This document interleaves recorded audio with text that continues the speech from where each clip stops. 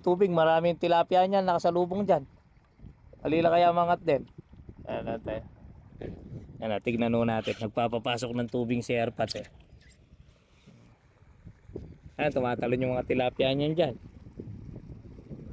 Na. Oh, ayos. Tara. Wala na kayong problema sa tubig. Noy! Nganya na lang na.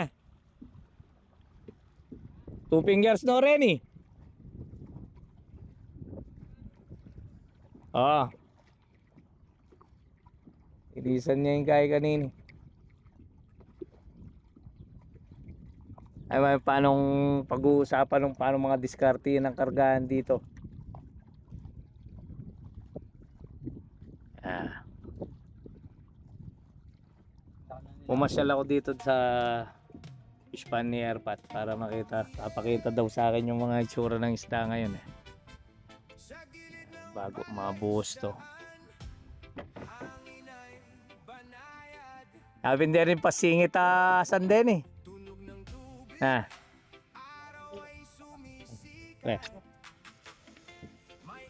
Oh, alanganin lang naman size din nga sa rin harvest ko. Pandagupan niya yung piyero. Kaya ang dating fish pan na tela ng karintay. May tibagyapin itang riprap ka rin. Oh, oo. Yan. Kuha ka nga ang floating rehiyagis natin. Starter na siguradong ano dyan eh. Kinakain yan.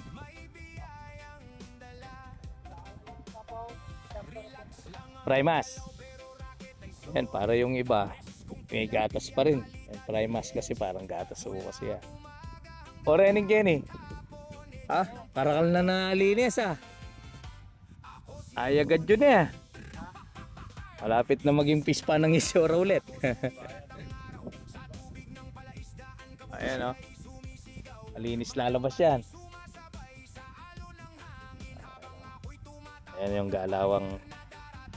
Pangilang buwan na to, tay? Wala, tingnan mo nga. Dahil makapal din o yan, kaya pantay-pantay.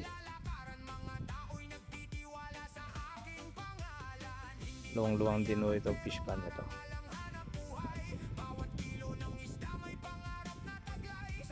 Ayan.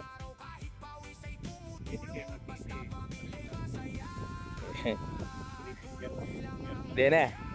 Wala lang tala rin dito kabila. Ay, at makaing matalusad. Ha?